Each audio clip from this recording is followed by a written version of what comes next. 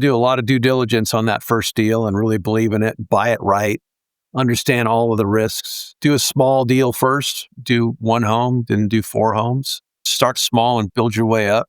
It builds pretty quickly over time, that your track record and your experience. So you just start small, bite-sized, and try and minimize your risk. My first deal, I bought finished lots coming out of a recession, so I bought them really very, very cheap. So I had a lot of tailwind, so I could do a lot of things wrong and still make a profit. You're still going to need to figure out somebody with some equity. So if you don't have a balance sheet starting out, which is most people, you may have to pay somebody to help you bring their balance sheet along the way. And then if you can find somebody like Sound Capital who will finance you, that's a beautiful thing. One of the great things about America is if you've got a project that pencils and you have some skill set and ability, it's likely you'll be able to find the capital to do it. And you have to hustle for it, and don't bite off too much. But yeah, do a small deal, try and find a deal that has enough profit built into it so that if you make mistakes, it takes longer, costs more, a permit you didn't expect shows up, or a fee. Those things, you have some contingency built in your model for that, so that your first deal is successful. Because you want first one to be successful, and along the way, one of them isn't going to be successful, almost by definition. Mitigate your risk by doing, more than one thing at a time, and start small. Do the smallest deal that you can bite off and chew, and get your experience there. And once you've done that, do it a couple more times, and keep your overhead low, manage your costs, keep your quality up, and do the right thing basically every day. And that's my advice for someone who's starting out. Welcome to the Builder Straight Talk podcast with your host, Michael Creasa. Get the unfiltered truth from the trenches of construction, real estate, and funding. This episode is made possible by our parent company, Sound Capital, funding built for builders. Well, Mr. Lance Williams, I want to thank you for being on the call today. There's so much that I want to cover, because you're a man that here in Canada, we used to have a folk singer, and his name was Stompin' Tom Connors. And one of his iconic tunes was I've Been Everywhere, Man. And when I look at what you've done in building, if we take out destinations and put in purpose and what you've achieved, it's basically, that would be your theme. I've been everywhere, man. So let's start this off with, most of the builders that I've interviewed have had some sort of calling, if you will, or they've been nudged into the business. Maybe they've had a parent or a relative that's taken them onto the job site when they were a kid. How did you get into this? Hey, Michael. Yeah, I think for me, what drew me to the business was the permanency of the product. You build a home for a family, and that family's going to live in it for decades. And so the product's very durable and very visual and very easy to understand. So those are the things that drew me to the business. And then, of course, building homes for families is a pretty great calling, and something that we always have appreciated. I've always appreciated, and driving a neighborhood when a project's complete and seeing a young family, at the dinner table doing their homework and having dinner together is pretty darn rewarding. It kind of makes me think of the executive that's driving with his son maybe for an ice cream, and he points out to that 70-story skyscraper, and he says, "Look there, Sonny Jim, your dad works in some cubicle way down at the end of the hall." Versus when you're driving a community, you can point and say, "We built that. We made that for that family." It's a completely different feeling. That must still light you up to this day, I assume. Yep, that's a lot of fun. You just trying to remember what year you built it. That's the trickier part at this point in my career. Well, I'm still going to push back. Like, you've got a degree, I believe, in law, finance, and real estate.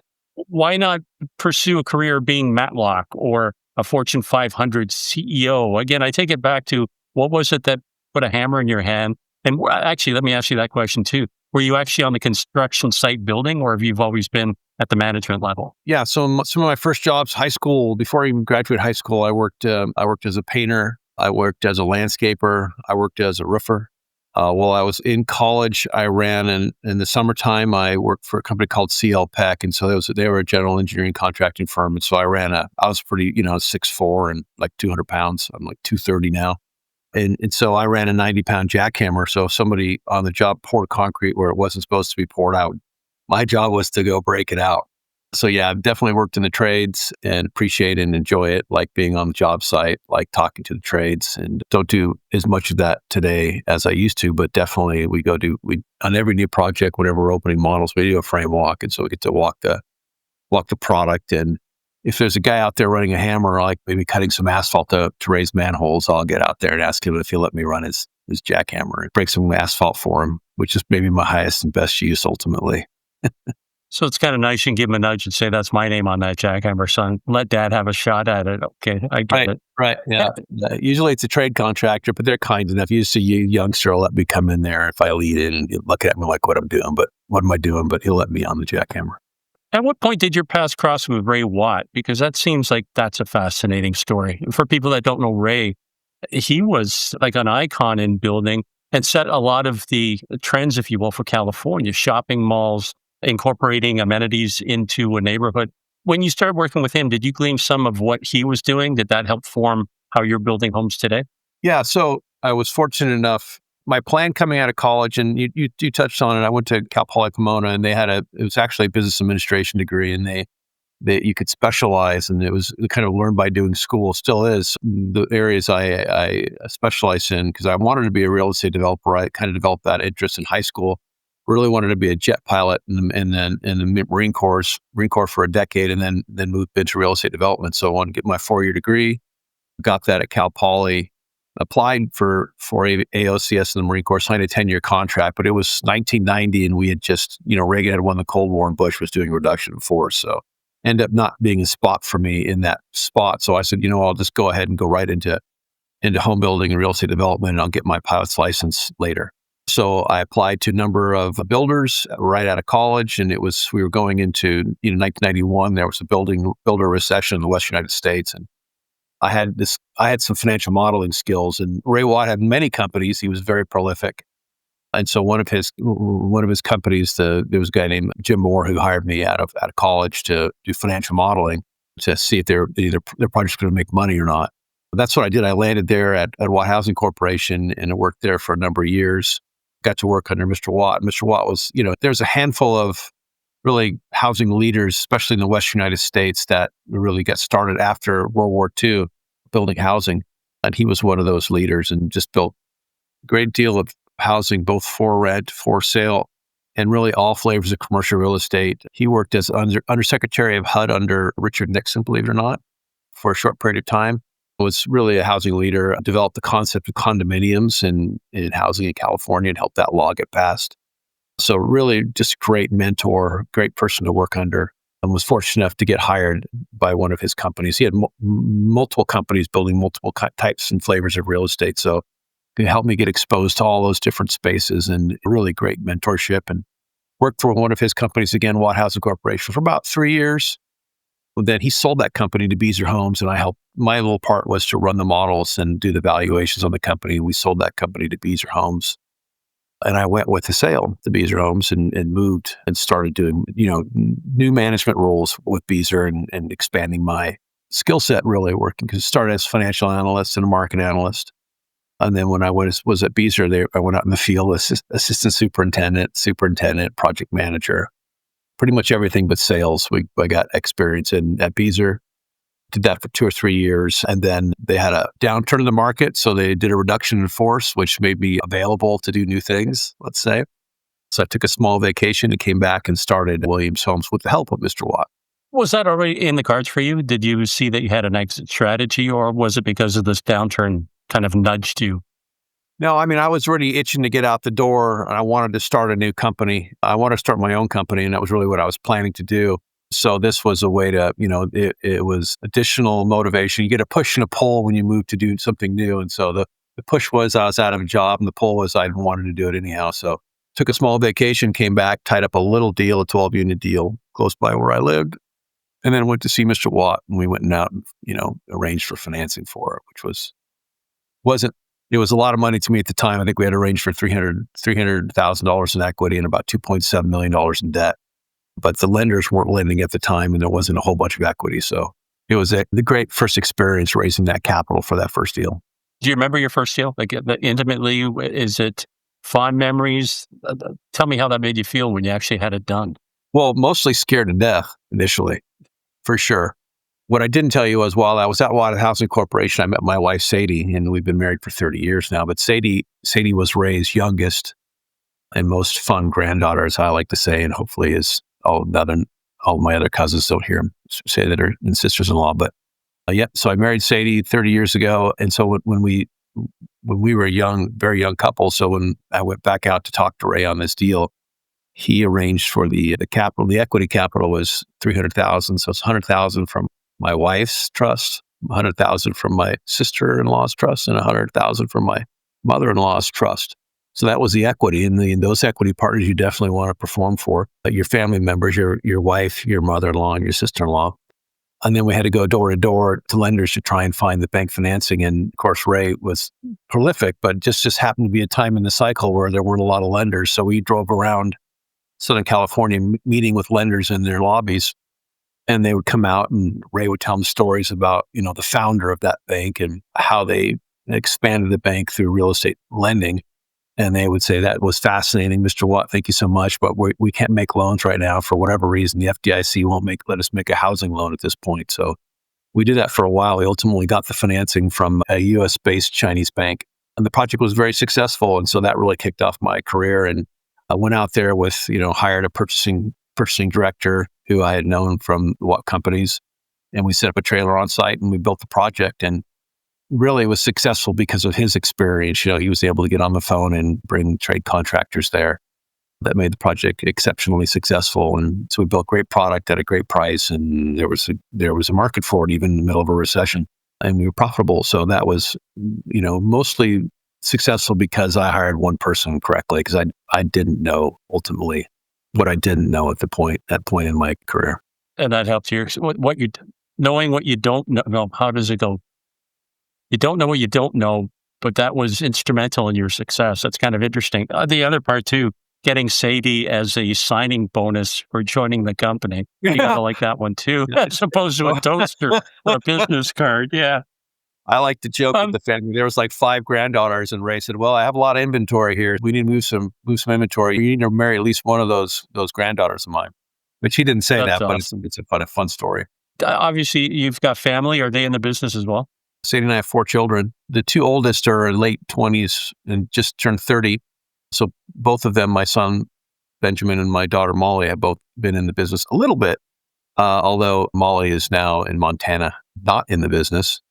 And Benjamin is working for Deutsche Bank in New York City. So not sure if we can get Molly to come back. She may not come back to the business, but we hope that someday Benjamin finds his way back. And then, of course, our 2 youngest, Sophia and Lucas, are just in college now. So not sure. It would seem it'd be a natural for Benjamin, with his background now in finance, that he could be helping as, CFO or something in the company. Yeah, for sure. Well, he has an interest, and he's, he has a very sharp business mind and a finance mind. So he's only been at Deutsche for about a year now, and he somehow tricked his way into getting into Columbia and got a great degree there. He's really, cutting his own path, but the experience that he's getting in New York City working for a large bank, well, someday if we can lure him back to Southern California and the family business, we expect it'll be accretive. He does like the home building business.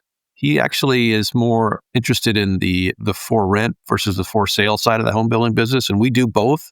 Although historically, Williams Homes, my company, has done more for sale housing.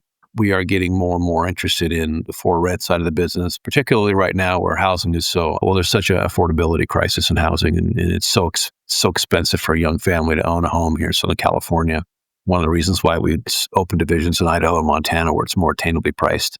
It's a real challenge, and there's less volatility. I mean, I love for sale housing. I love building homes for families and the value that the homeowners have created. We built many, many homes and over a 30-year career. The folks who've done the best are people who've bought and kept those houses, and they've just gotten better over time and more valuable. So we're going to probably spend a little more time continuing to build for sale housing, but also mixing that more like 50-50 versus 90% for sale, 10% for rent. We're going to move more to our 50% for sale and 50% for rent business moving forward. Have you always been spec build versus doing custom? Primarily spec build is what we've learned to do, and we're a product of our environment. So Southern California is typically a spec build marketplace. We have done some custom building, and we're doing some custom building now. The San Manuel Band of Mission Indians, pretty wealthy family trust, they have asked us to build some homes for them. And so for instance, we're building homes for them in Highland, California. And that's a pure custom built program. It's pretty specific, but like most of our stuff spec starts. Your price point, would you say, affordable is what you're trying to build? What's the word I'm looking for? It's not affordable Attainable. housing. Yeah, it's attainable. Obtainable is the buzzword. Yeah. Yeah. Yeah, so we like to build entry level and move up housing, first and second move up with a smattering of luxury. And luxury means like very small percentage, just more opportunistic luxury. But first time buyers for sale, that kind of project is not readily available in Southern California. We have one called Finch Ranch in Piru, where there's first time buyers, which is unique and a great bestseller. But generally speaking, if you're a first-time buyer in Southern California, you're buying a house that's, maybe 50, 60, 70, 100 years old. That's your first, one that's getting near the end of its useful life. Not easy to get into a new home unless you're building a small condo or townhome as first-time home buyer. But for sure, in Idaho and Montana, we like first-time buyers and first-time move-up, and we offer that product. So our blended average sales price is probably landing in the neighborhood today of about $750,000. It's higher, of course, in Southern California, coastal California, a little lower, Northern California, a little lower, and then Idaho, Montana, it's more attainable. Do you find the other states are more builder friendly? California, to me, seems like if there's a regulation that hasn't been written yet, that it's waiting to be put on the books. It's almost like anything they can do to hinder you. I had one interview, was a builder in Washington, D.C. His first build, I think, he bought a gas station, cleaned it out, and he started building on top of it. A bunch of investors gave him a load of money, so he sold it. Found a 3-story, 4-story building. He was going to convert that into condos. Same thing. Investors came by, cut him a check with a lot of zeros. So he thinks, diggity, I'm a builder. I'm going to take my luck and go to California. And when he got there, he said, I learned how hard it is to be a builder. Because getting permits, he said some of the projects he was trying to do took 1.5 to 2 years before he could get the green light to do anything. And I thought, how can you possibly make money in California? And now when I look in terms of what's happened with the fires, how has that impeded you and your ability to build? Fires have been a part of our, Southern California, you get wildfires if you're anywhere near a wildfire. Pretty much all of Southern California has some wildlands in it, some area that's not controlled by fuel modification. So that's pretty common for us. And this last event, this with the Eaton fire and with the Palisades fire was an extraordinary event, extraordinarily large. But, 5 years ago, we had the Thomas fire in Ventura next to a project we were building in the city of Ventura called The Farm. We opened up a rebuild company specifically to serve some of the clients whose houses burned down, who we built a couple years prior. We had built these homes. And Ventura ran out of water. Their water was driven by pumps versus by storage, and the pumps got shut down during the fire. So they had essentially, the Ventura Fire Department essentially had no water to fight the fire. And a lot of the laws have changed since then now. So it's more about being gravity fed and having take storage. We started that rebuild company, and my wife Sadie, who has her legacy assets from her grandfather, has also started a home building company that specifically is reopened now to serve folks who've lost their homes in Eaton and Palisades. But you talked about really just the challenge of building in California, and building one home on one existing legal lot is actually not that difficult, although it still might take 6 months to get a building permit. But subdividing a new neighborhood and developing that neighborhood is really, getting it entitled initially is an extraordinarily challenging thing. Even after it's entitled, we'll buy projects that you have to get through so many agencies to get to your actual building permits. You have a project that you might have spent 2 or 3 years entitling or 5 years entitling. You're going to spend another year, 18 months. And if there's any kind of delays or holdups, it could be a couple years before you're going vertical or doing land development and going vertical with your construction. So just layer upon layer upon layer of agencies, and they're not in a hurry to help you get anything done. We'd have these entitlement meetings with these cities, and we would do what's called a pre-application meeting. And we initially, when we were doing it 20 years ago, we'd get into a room, and the room was pretty small. It had like 5 or 6 people in it from different agencies. Today, that room is 3 times the size. There might be 20 people from 20 different agencies all sitting in the room, and they're looking for you to pay your fees and get your approvals from each one of them. It's extraordinarily challenging. That's part of the risk of doing business in California, but also the reward if you can get a deal approved and built. There are benefits from that. But COVID exacerbated that. So you have all these agencies that you have to get your permits through. And then the folks who worked in those agencies stopped coming to work. And they're still slowly now just finally coming back to work. Some instances, they're still working from home years after the COVID pandemic excuses long past. So continuing challenges to get things approved. And pretty much every project that we're building in Southern California has just experienced some extraordinary delays that can add up to a year, 18 months. And when you have a lot of carry costs like you do here, it really affects your project profitability. And just the endurance required to stay in a deal is really extraordinary. And part of California, and then you see it when you build in other markets, like we're building in Idaho and Montana. And you can get permits pretty quickly in certain jurisdictions and out of California that really is extraordinarily, doesn't have to be that hard, I guess is what I'm trying to say. There has to be a certain mindset to be able to make things that would be relatively simple so difficult. And it's reflected in what you have to price your homes at, because that bureaucracy probably makes up anywhere, I'm guessing 15 to 20% of cost is all that. So when it comes to, the obtainable housing dream, these guys are throwing more logs onto the fire to prevent it than encourage it. So I don't know. When you're looking at projects now, I don't want to say formula, but I'm kind of implying there is. What are the variables that you take into account before you say go or no go on a project? Well, I guess preliminarily, we're always looking at, just first steps. What are the development expenses associated with the project? What are the underlying soils conditions? And, aside from like just phase one, soil and title, those are kind of initial things, is what's the market look like? Is there going to be continuing demand for the product? How does the product that you want to build compare to incomes of the families that you're going to want to market that house for sale to? So, is it an attainably price point for the market? And of course, we're looking at competition. And building in a place where there's fundamental demand and there's a sub base that can actually build it, because we really subcontract out. We're using specialty local contractors and specialty trades for the work. So even though I might have the contractor's license in California, Idaho, and Montana, the roofers, framers, plumbers, electricians, masons, concrete workers, all those guys, all those people are local trades that we let specialty contracts for the work. So we have to have the sub base, demand sub base, and then we just bring our product and our expertise to those marketplaces. Are you having problems trying to find the trades to get the jobs done?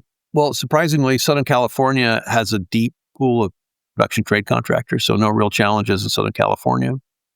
Central Coast, where we have a division of California, good trades there, but shallower base of subcontractors. So a little more expensive and longer cycle times. So Southern California, no problem. Central Coast, more of a challenge. Northern California, a little bit better sub-base there, production sub-base around Sacramento in the Sacramento Delta, that basin there. And then as we move to Idaho, the Boise submarket has pretty qualified and deep sub-base there. So we build very high quality product there at an affordable price. And then as we move to Montana, we're building primarily in the Gallatin Valley, which is Bozeman and adjacent. And there's a lot of growth happening there. And again, a very shallow sub-base. So really challenging to build on a cycle that is the build kind of build cycle we're used to and pricing that we're used to. So we're paying a premium and building slower for product in those markets. Let's segue into financing. I want to know what your relationship is with money. Like when you were first starting out, you had to go door to door, you were saying getting funding. When you're doing a build now, is it house funds? Are you looking at the bank? Are you looking at investors? Is it a combination of all of the above? And what is it that motivates you to pick one over the other? All of the above. So financing we're a home building company and we're a finance company combined. And it's very capital intensive business. So especially in Southern California where you have these long-term projects. So we have traditional bank financing, and over time you build relationships with lenders and loan officers. And sometimes we'll have the same loan officer for 20, 30 years. And that loan officer might have moved through two or three different banks as a bank moves into construction financing and then moves back out. So that particular loan officer might move from lender to lender. So you build relationships over time because it's still, these lenders are lending on your asset, but they're also looking at you as the builder to provide guarantees like completion guarantees and performance guarantees and sometimes repayment guarantees. So the lenders are really looking to the sponsor and the quality of the sponsor and their track record. So you start small and you do one project and, maybe you have someone like Ray Watt sign on with you initially. And then over the years, as you build those relationships, it's your reputation that you carry with you. So, do the right thing every day, all the time. That helps with financing. People want to be confident that you're making the best decisions every day that are in front of you.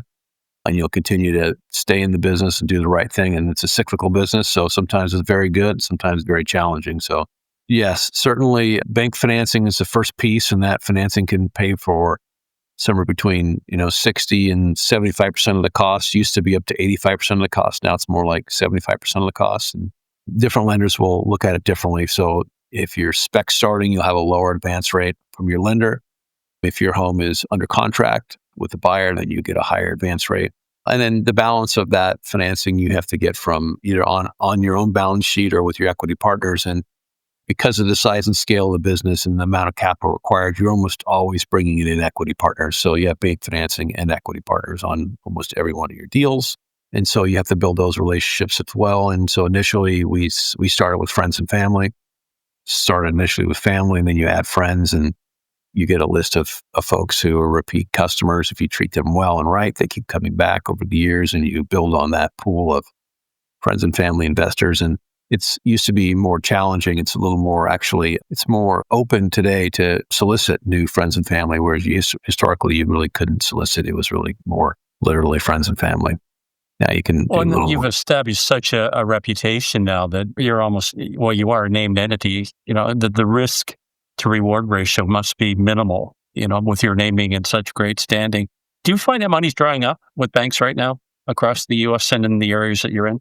It had dried up over the last couple of years. It's been a little more, it expands and contracts as banks have, they move in and out of the space. So sometimes they want more exposure in home building. Sometimes they want less. So over the last couple of years, they've been more cautious. But now as these loans are repaying, they have more capital and they have to lend as well. That's their business, is to lend. So when a loan to them is an asset. At this point, the banks are actually starting to get a little more open and more available to traditional lending, and they're going to pay attention to the market as well. And we are in challenging times in the marketplace, primarily due to affordability. So they'll pay attention to that. But, they don't lend as aggressively with as high as loan to value as they used to, or loan to cost, but they're definitely still in the business. All of our banks, and we build over time, you build basically a farm of lenders that you have in your portfolio. And so you call the lenders and you ask them at the beginning of the year, well, what kind of loans would you like to make with our company, understanding our balance sheet this year? And then you try to fill it. Yeah. I guess that's where the whole idea of that relationship comes in. And it's crucial because you've got that element of trust. Our parent company, Sound Capital, for them, it's about the relationship as well, but they're not a bank, they're a private fund.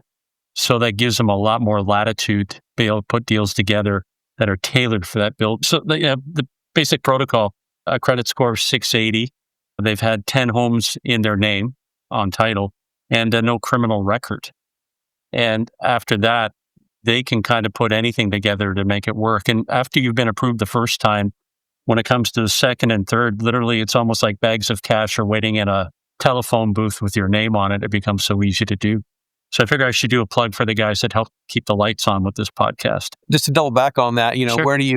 where do you get your financing from? Well, wherever you can. If you have a project that you like and you have a ready available capital partner, then you for sure call them up and you use them as much as you can. And sometimes it's easy and sometimes it's a challenge. So if somebody is in the business and they want to make loans to construction housing, then that's a relationship you want to build and keep. But it's interesting. You said you've got a stable of banks. Each one is offering something different. You're looking for the one that's going to give you the best terms, conditions to make your deal fly. Yep. And it's that simple. I'm looking at from the terms of a builder that's looking to jump into now being a developer. So you've got contractors. And I say this, I was just in San Diego with let me get this right in one breath, the National Hispanic Contractors Alliance. And it's about 2,000 strong. And the brunt of these guys are contractors. But now that they've got that urge that they want to get out and start doing that first build. When you address them, like looking back from what you know now, Lance, what would be some of the imparting wisdom on doing that first build? Putting the money together, your money versus bank money. What are some of the pitfalls you should watch out for? And I guess the other thing too is, do you keep the emotion out of the equation? Because some guys will fall in love with a project, but they don't see all the dragons that are hiding in the weeds. Yeah. So, you got to do a lot of due diligence on that first deal and really believe in it, buy it right, understand all of the risks, do a small deal first, do one home, then do 4 homes, start small and build your way up.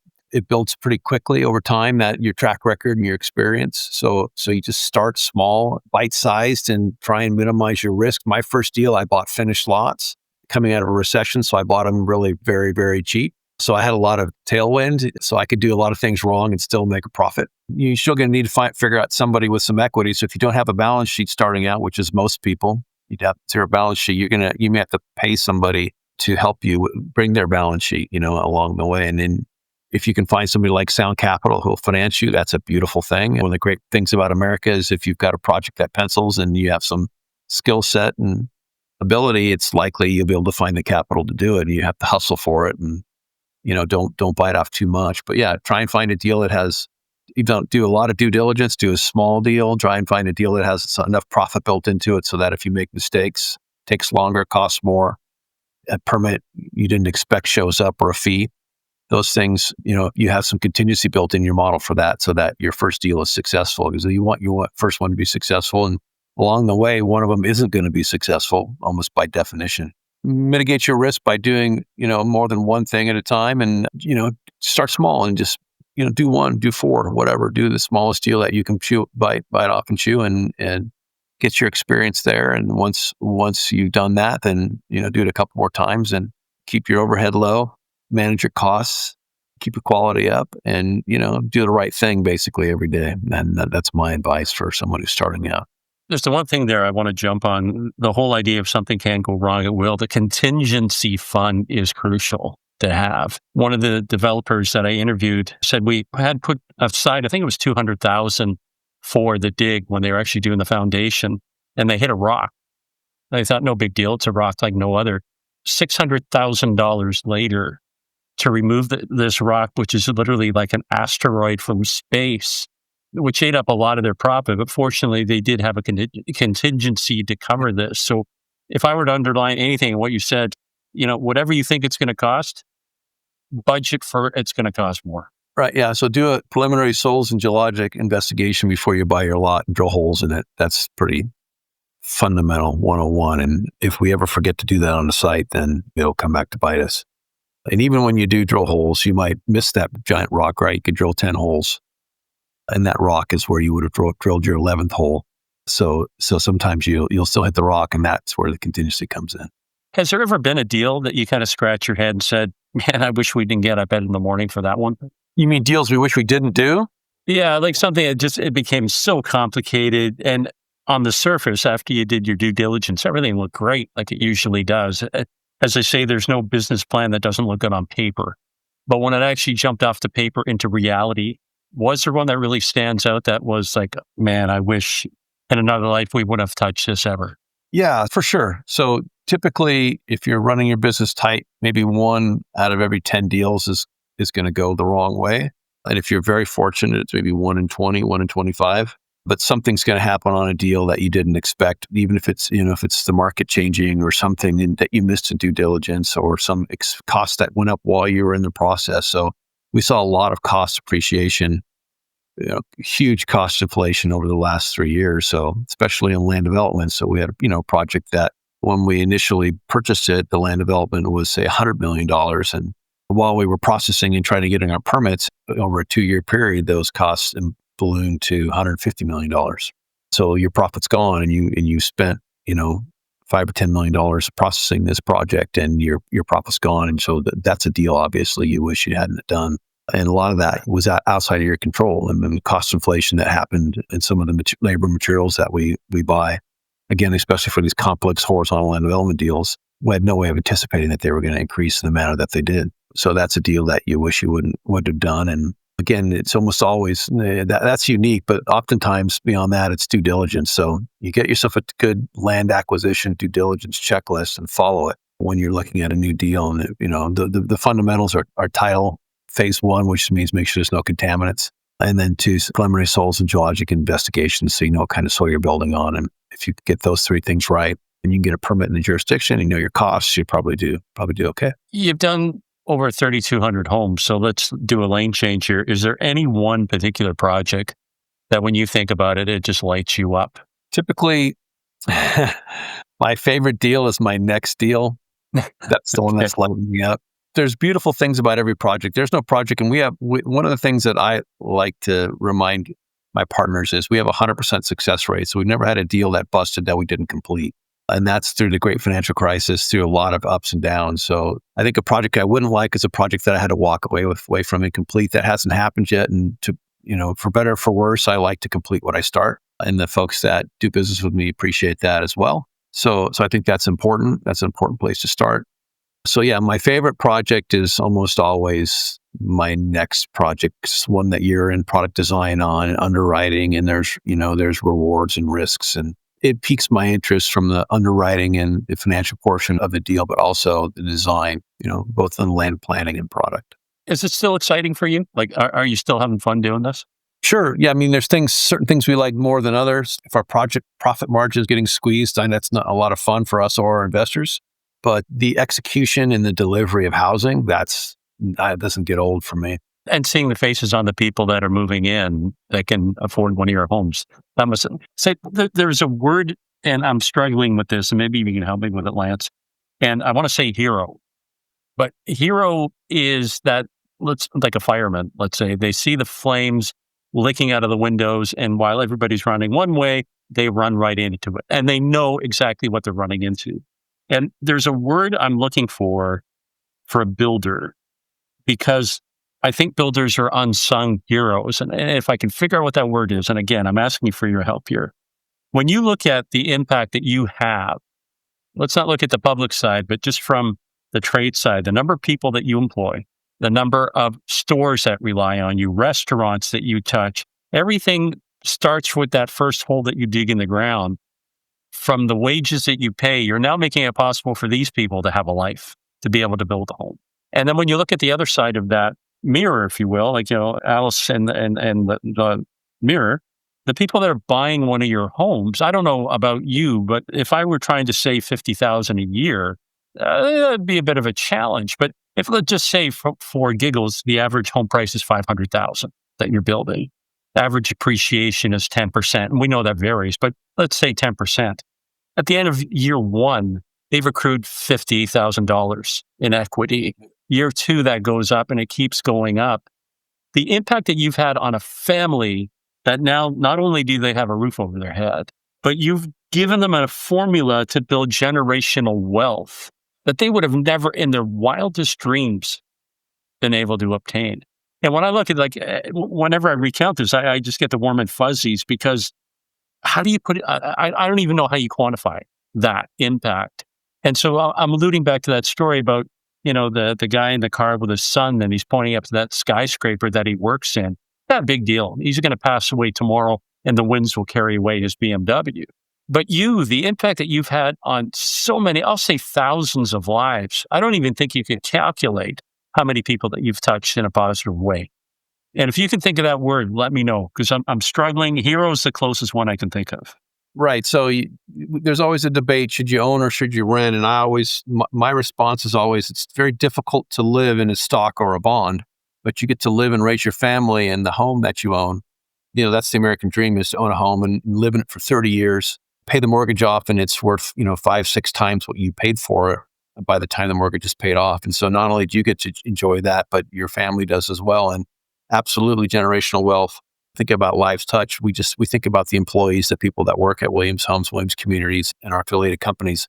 And those are the people that really make it worthwhile, the folks that work at the company, but also, to your point, all of those trades and vendors who are part of that process and building process. So it's a challenging business. It has its ups and downs, cyclical. And so the terms I think of whenever I think of a home builder, especially a private builder, I think the words are like resilient and relentless. Those are the kind of things that, I don't know if those describe us perfectly, but certainly you have to have a certain level of resilience, and you have to be relentless in your pursuit of your process of building and delivering homes, to be sure. Tell me about Williams House and the mindset behind that. So I think you're talking about Williams Hope House? Yes. I was left hopeless there for a moment. Yes, Williams Hope House.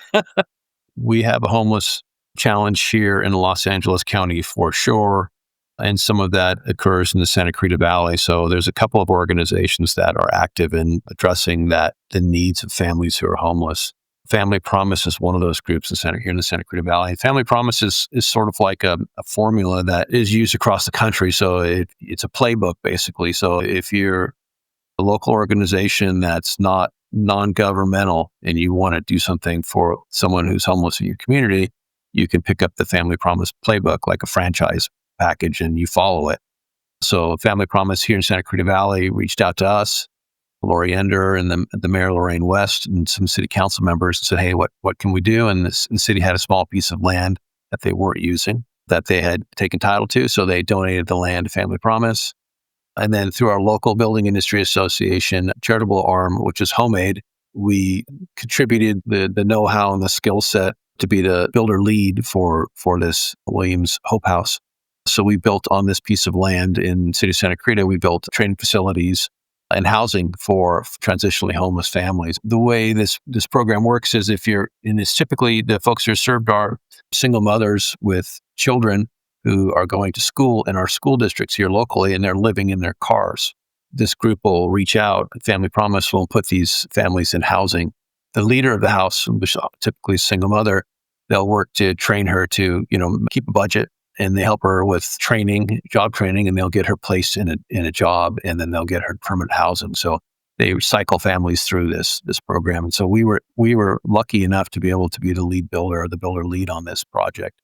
So we worked with our architects and a bunch of our consultants, vendors, trade partners, all came together and either donated 100% or at their cost, material and labor to build this facility. So really pleased to have it open and up and running, and always wish it was bigger and that you could serve more people, but it's a good first start. Is charity and community a big part of what you do, part of your corporate culture, if you will?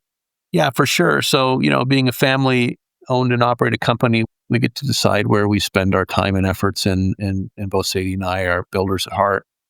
We enjoy what we do.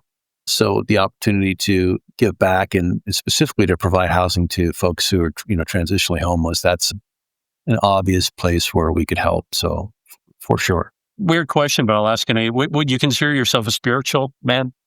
Religious man? I don't. Mrs. Williams would like me to take her to church every Sunday, and I can't say that I do that, but I certainly have faith. At least you know where it is on the map, is what you're saying. Yes, sir. All right, good out. There was something you said about maybe 10, 15 minutes ago about the tailwind, which makes me think back to your pilot days. You are a licensed pilot. I am, yeah. Yeah, so my oldest son, Benjamin, he's about 14 years old, and we went to an air show in Camarillo, California, and there was a young pilot that got out. He wasn't much older than he was, and after doing a bunch of aerobatics in front of us, and so he was like, "Hey, Dad, I'd like to get my pilot's license. How do we do that?" And so that was the green light and sort of the kitchen pass I needed. So every Friday afternoon after work and after school, he and I would go down to our local airport here, Whiteman Airport in Coima, California. And we trained every Friday night and every Saturday morning for about 6 months. We both got our private pilot licenses. And he's still just keeping his private pilot's license. He hasn't really expanded on it. But for me, it was a great business tool and is a great business tool. So I have continued to, purchase airplanes and expand my pilot skills and continue to fly to the best of my abilities so long as I can, afford it. So let me ask you, from what you've learned as a pilot and your experiences being in the cockpit, is any of that been able to parlay into how you're building or the decisions that you're making? Yeah. So, being a pilot is fantastic. You've got to do your due diligence. You've got a flight plan. You have a checklist for everything. And there's a lot of disciplines. You have to communicate clearly, short, crisp, quickly. You have to make good decisions. So all of those skills that you develop as a pilot help you in any business, in any venture, and just in life generally. I think being a pilot is a beautiful thing. So I highly recommend it for anybody who has any interest. You have to take it seriously because it's a serious business. But if it's something that calls to you, there's a bunch of benefits from it. As a builder, generally, to be able to get to different markets quickly and to tour those markets is a beautiful so thing. You're using the plane then commercial, like you fly from site to site? To market to market, for sure. Yep. Way cool.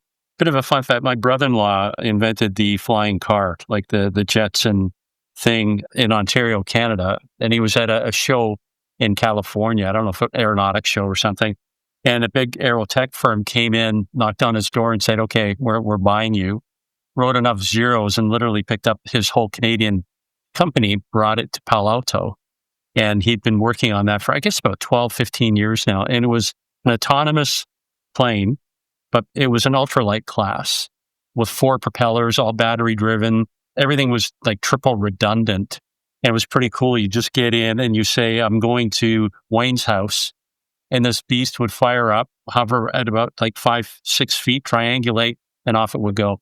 They actually had, I think it was the guy from Google that made the highest parachute jump in the world was on their board of directors. So I don't know what happened to the company. He died a slow, terrible death, as some research and development things do. But I thought it was pretty cool. The future of flying was right there within their grasp. And it was only a weekend course that you had to take because it was in the ultralight category. In that particular business might have vanished, but it's probably the technology and the engineering lives on. And there's probably a dozen tech firms who have the balance sheet to really develop that concept and that's sort of vertical takeoff and landing, autonomous flying vehicles. And so that's on the verge of coming to fruition, and be fun and exciting to see how that proceeds. Yeah, the money was all in the tech, in the software that they developed, the polymers, in the batteries that they developed as well. Yeah, it was a pretty fascinating story. It all just started off in his basement one day and then graduated into this colossus beast. But yeah, that aside, anything we've missed here, Lance, that you might like to put some sunlight on? No, I don't think so. I think if, again, I think we talked about it. If you're a builder who's trying to get started and do their first projects, focus your energy on those deals, start small and build on it and build a track record and get some experience. And absolutely, there's still a space for that. I mean, there's some big giant publics who are in this business, but they still can only do, if they're lucky, they're going to deliver half the houses. So it's still a huge market for the rest of us. And then along the way, if you're fortunate enough to retain some earnings, we talked about this, try to set up a family trust and build some stuff to keep, build some multifamily to keep for your wife or your spouse and your children. I think there's some really great tax advantages to that. And over time, that real estate really built a nest egg and is a nice balance to the cyclical nature of our home building business. Can we unpack that a bit deeper, if you don't mind, the family trust? What would you recommend to a builder that's doing that? Yeah, just get to you can talk to a trust attorney and they can help you set up trust accounts for your spouse and your children. And you can build some product for them, where you're still the sponsor and the general contractor, but they're the beneficiaries of that work. And it protects the assets from the volatility of your business. And it also helps you build a legacy for your family if you're so fortunate enough to be able to retain some of the earnings from your hard work and your efforts. And if you don't have any children, you're not married, then no advantage to that. But if you're fortunate enough to have a spouse and some children, that's a great way to go. Yeah. What do you do to, I want to say, stay focused? I mean, because where you're sitting right now, you've got so much responsibility. When it comes to, I just want to get away, kick off, and forget about the business, is there anything that you do in particular? I'm going to say probably flying, but is there anything that really brings Lance joy that you can forget about building for like a day, half day, a week? Yeah, it is hard to vacation when you're in this business and you've got many things going on at once because you're always connected. So things that I like to do, I like to swim, things you can't take your cell phone with you on. So swimming, riding bikes, surfing, anything, wakeboarding, wake surfing, anything that you can't be connected to your electronics on, and that requires 100% of your focus energy. You still get interrupted in a plane, takeoffs and landings, you're pretty focused. You're not looking at your electronics. But anything you can do that's good for you physically, that's got you moving and doing things outside that's not connected to electronics, those are all good things for me. Even just going for a walk with my dogs, just, throw your cell phone in the other room, take your dogs for a nice long walk. That's all those kind of things are the way that I get away from it. But these darn cell phones have you connected to the world all the time, so hard to escape. How do you factor Sadie into the equation? Because you're both in the business. And I'm sure that when you're sitting having dinner and you're talking real estate, do you, what's the word, compartmentalize your time so you have certain time together where there's no business, it's just us? That's not, luckily we have that shared, we love our children and we love our family, and that's a shared interest.